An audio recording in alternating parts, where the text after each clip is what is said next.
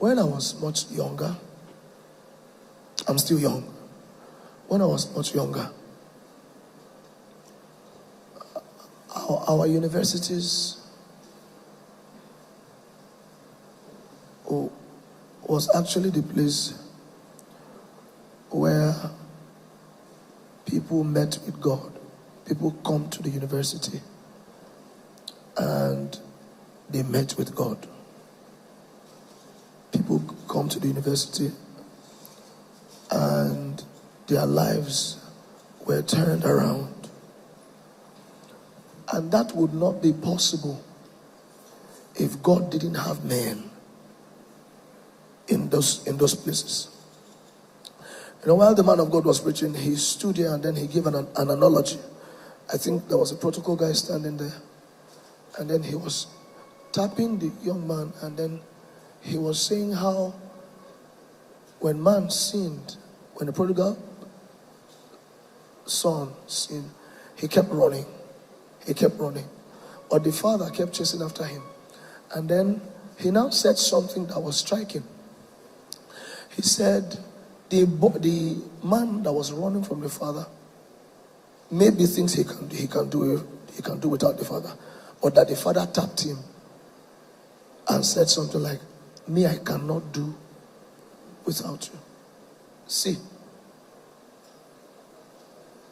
let me be real with most of us seated down. You may think you are young, and right now, coming to church like this is becoming a ceremonial thing. That you now come to church, nothing happens to you, and you just walk out of this place, and then you go back home, and probably your friend asks you, "How was church?" You say, "Fine." But you see, even these ashes that is left, somebody gathered it. But like I said, when I was much younger, the church was a place where smokers came to and they dropped their cigarette. The church was a place where sinners come to and they hate sin. They may not leave that habit immediately, but somewhere within them, they knew that this place that I have come to, this is the only place that can help me. And they kept coming. You know why? Anywhere there is fire, people gather. I'm saying this because in my heart, there is a burning. That many of us, we are not seeing that we are becoming a shadow of what Christianity is. And it's painful that we are not bothered. We are not bothered. We are not bothered. Our young men are becoming fraudsters. And many of us are not bothered probably because of the peanuts and whatever it is that you get from it.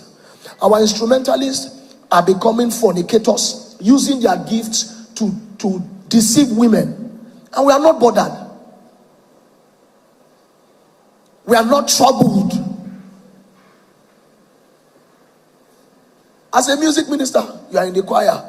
Are you not tired that anytime they want to do an example of the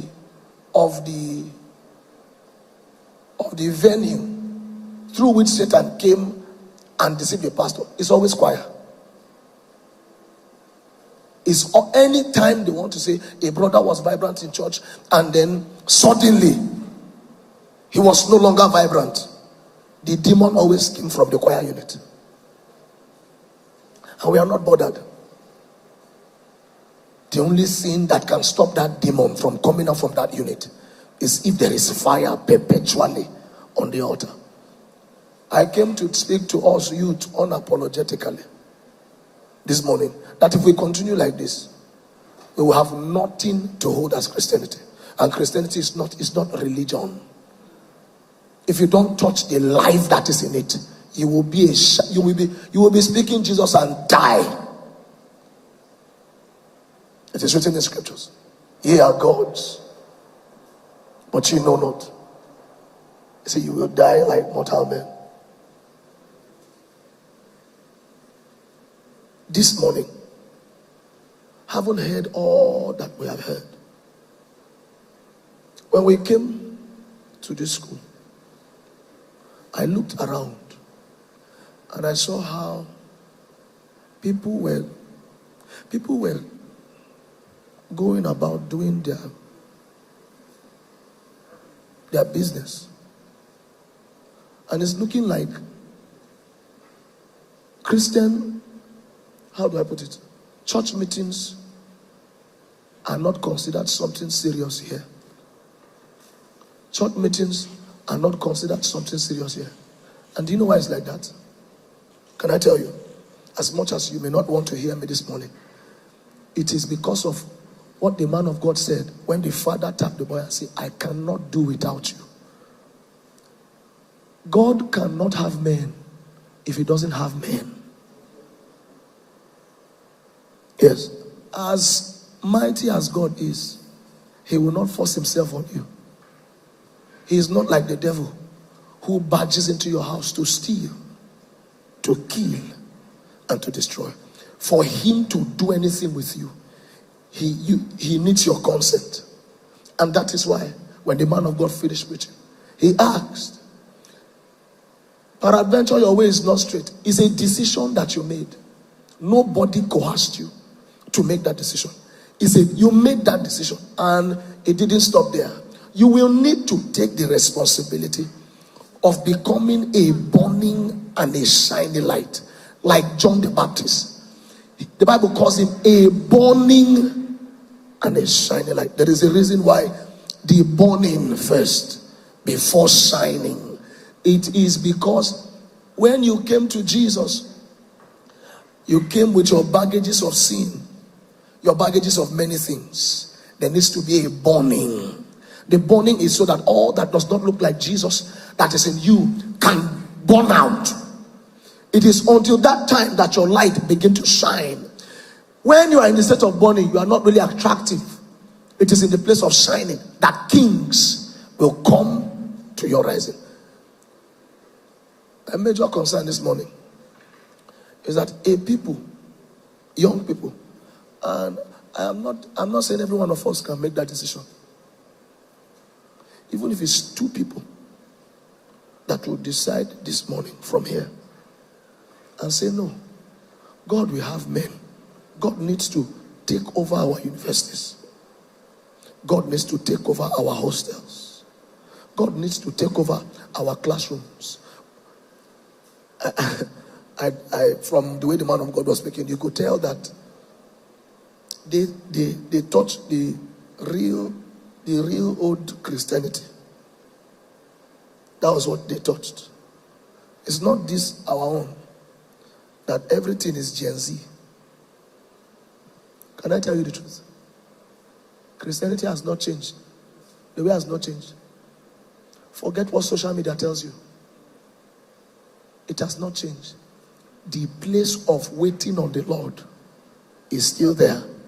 So as much as you want to do things for God, if you don't have the character of waiting on him, you are likely not to touch anything serious. If you don't have the character of letting other things go, then stay in the place of prayer, in the place of studying your Bible, in the place of fasting. You are likely not to touch anything genuine in God. So this morning, like I said, for want of time, I didn't just want to go straight into singing without bringing this to us. Where you are seated, you are going to say, Lord, use me. It was in the book of Isaiah chapter 6. That after Isaiah had the experience that he had, and a coal of fire was put in his mouth, the next thing we heard God said is, who will go for us? And I dare to tell you this morning, that part of the things that God is saying here this morning is, who will go for us in the campus of Nekede? Everything that has happened here, we will go